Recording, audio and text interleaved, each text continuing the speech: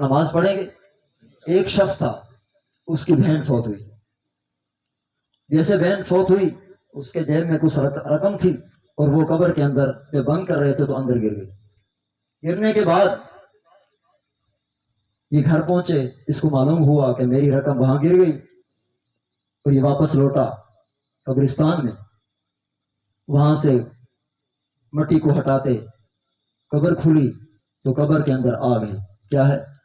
قبر کے اندر آگ لگی ہوئی ہے, ساری قبر آگ سے بھری ہوئی ہے. یہ شخص, یہ بھائی روتا ہوا واپس لیا. اپنی بہن تھی نا, اپنی سگی بہن تھی, قبر آگ سے واپس لوٹا روتا ہوا, اپنی ماں کے پاس آیا. ماں سے کہتے ہیں اماں ایک بات تو بتا, رو بھی رہا ہے. اماں میری بہن کا کون سا گناہ تھا؟ میری بہن کا کون سا گناہ تھا؟ امی کہتی ہے بیٹا بات کیا ہے؟ وہ کہتا ہے اماں بس نہ پوچھو. رو بھی رہا ہے, پوچھ بھی رہا ہے, اماں نہ پوچھنا. اماں کہتی ہے روتا کیوں ہے, بات تو بتاؤ نا.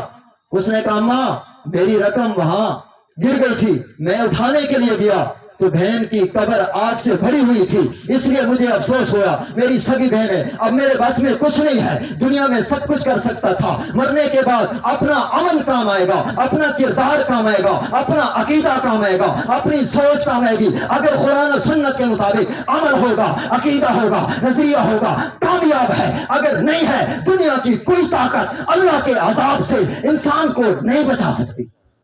نعرہ تکبیر. عقیدہ حیات النبی, عقیدہ حیات النبی. سر بکف سر بلند, سر بکف سر بلند, جرت مند غیرت مند, اکابرین علماء دیوبند. نعرہ تکبیر. کیا بات عرض کر رہا تھا؟ ماں کو کہتا ہے اس کا کون سا گناہ تھا؟ ماں کہتی ہے رو رو کے بیٹے کو بتایا. اماں کہہ رہی ہے بیٹے کو توجہ رکھنا کہ ایک بات میں نے دیکھی ہے اور میں اس کو کہتی بھی رہی, اس نے نہیں مانی. یہ نماز میں سستی کرتی تھی. کیا کرتی تھی؟